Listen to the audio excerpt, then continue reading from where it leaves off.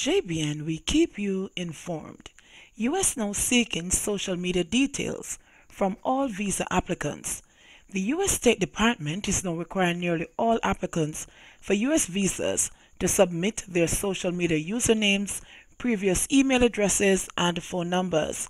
It's a vast expansion of the Trump administration's enhanced screening of potential immigrants and visitors. In a move that's just taken effect after approval of the revised application forms, the department says it has updated its immigrant and non-immigrant visa forms to request additional information, including social media identifiers from almost all U.S. applicants. The change, which was proposed in March 2018, is expected to affect about 15 million foreigners who apply for visas to enter the United States each year. National security is our top priority when adjudicating visa applications, and every prospective traveler and immigrant to the United States undergoes extensive security screening, the department said. We are constantly working to find mechanisms to improve our screening processes to protect U.S. citizens while supporting legitimate travel to the United States. Social media, email, and phone number histories had only been sorted in the past from applicants who were identified for extra scrutinies, such as people who had traveled to areas controlled by terrorist organizations. An estimated 65,000 applicants per year had fallen into that category. The department says collecting the additional information from more applicants will strengthen our process for vetting these applicants and confirming their identity.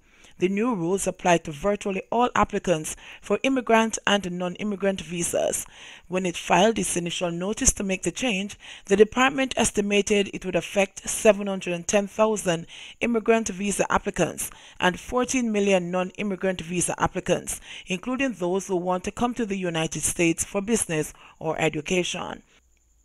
The new visa application forms list a number of social media platforms and require the applicant to provide any account names they may have had on them over the previous 5 years.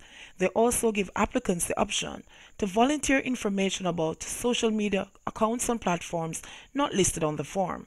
In addition to their social media histories, visa applicants are now asked for 5 years of previously used telephone numbers, email addresses, international travel and deportation status, as well as whether any family members have been involved in terrorist activities. Only applicants for certain diplomatic and official visa types are exempted from the requirements. Taxi operator fatally shot in Manchester, alleged attacker in custody. A suspect has been taken into custody following the murder of a man during a robbery on the Richmond Main Road in Christiana, Manchester on the night of Monday, June 3. The deceased has been identified as 38-year-old Romeo Fuller of Sedberg District in Christiana, Manchester. The Christiana police report that about 8:30 p.m., Fuller was driving a taxi with 4 passengers aboard when 2 male passengers proceeded to rob him and the other occupants. It is further alleged that during the robbery, shots were fired and Fuller and one of the robbers were shot.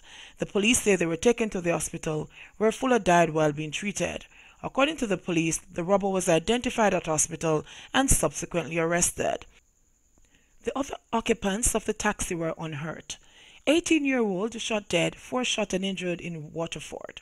An 18-year-old laborer was shot dead, while 4 others were shot and injured by unknown assailants on Nerissa Way in the parish on Monday, June 3. He has been identified as Alexander Walker, otherwise called Max, of a Waterford address. Reports from the Waterford police are that about 8:40 p.m., the 5 people were at a shop when 2 men armed with guns pounced upon them and opened gunfire, hitting them several times. They were taken to the hospital where Walker was pronounced dead. The others were treated and released. Investigations are ongoing. High-powered rifle and pistol seized from abandoned car in Kingston. The police are reporting that a high-powered rifle and a pistol, along with several rounds of ammunition, were seized on Christopher Road in Kingston on Monday. The police say a team was conducting a vehicular checkpoint operation on Collissimit Drive when about 10:45 a.m. the driver of a Subaru motorcar was signaled to stop. He failed to comply and reportedly sped off. According to the police, the vehicle was later found abandoned along Christopher Road. They say a comprehensive search of the motor vehicle unearthed an A4 assault rifle with a magazine containing 29 5.56 cartridges and a Glock 17 pistol with 1 round of ammunition. Taximan charged for cocaine worth over $1 million. A taxi operator has been charged in connection with the seizure of approximately 1 kilogram of cocaine worth $1.3 million in Olympic Gardens, Kingston 11 on Saturday, June 1, the police have reported. Charged is 30-year-old Courtney Baker of Arnett Gardens, Kingston 12. Reports from the Narcotics Police saw that Baker was driving a Toyota Probox motor car in the community about 11 a.m. when he was signaled to stop. The vehicle was searched and a rectangular parcel containing cocaine was found. The motor car and the parcel were seized and Baker was taken into custody. He is charged with possession of cocaine, dealing in cocaine, and use of conveyance. Baker is scheduled to appear before the Kingston and the St. Andrew Parish Court on Friday, June 7. NWA spending $100 million on drain cleaning for hurricane season. The National Works Agency, NWA, is spending $100 million on drain cleaning across the island under the government's pre-hurricane mitigation program. According to NWA Communication and Customer Services Manager Stephen Shaw, drain cleaning works have already begun in several parishes, while programs are currently being finalized to treat with other locations. Shaw explained that the drain cleaning contracts include both debushing the works as well as the carting away of material removed from the channels. Activities under the program will continue over the next few weeks. The NWA explains that government's pre-hurricane mitigation program is the first of 3 routine drain cleaning activities which the agency undertakes during each calendar year.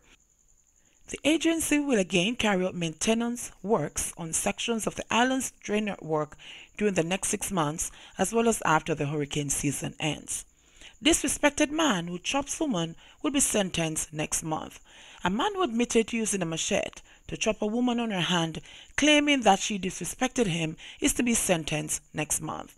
Kevin Lewis pleaded guilty to unlawful wounding when he appeared in the Kingston and the St. Andrew Parish Court last Tuesday. "Who is he to you?" Parish Judge Maxine Ellis asked the complainant. "Neighbor," she replied, prior to explain to the judge that she had to use her left hand to prevent the machete from cutting her face. "What did she do?" the judge inquired. "Disrespect me. Me no see her and she have follow me up," Lewis replied. "This time you see her, do you have a right to do that?" the judge asked Lewis. "She not have no right," Lewis, who appeared nonchalant, replied. Ellis told Lewis that the last time she checked, freedom of speech is a constitutional right. "Mouth make fi talk anything. Talk is cheap. Put your money where your mouth is then," the judge said. Noting that he should have handled the situation differently, she explained to him that he should have taken out a lawsuit in the Sutton Street Civil Court if his character was defamed instead of chopping the complainant. The woman told the court that since the incident on May 10, she is unable to sleep. Noting that she has not worked since, she said she was not in a position to pay her medical expenses. This matter could end up in the circuit court if the injury is permanent, the judge advised. Prior to setting a sentence date, the judge asked Lewis if he had taken money to court. Lewis subsequently paid the complainant $20,000 towards her medical expenses. They are to return to court on June 21. At that time, the complainant is expected to present an assessment of the injuries and the damages to her hand. Chuck urges people of influence to help neutralize dons.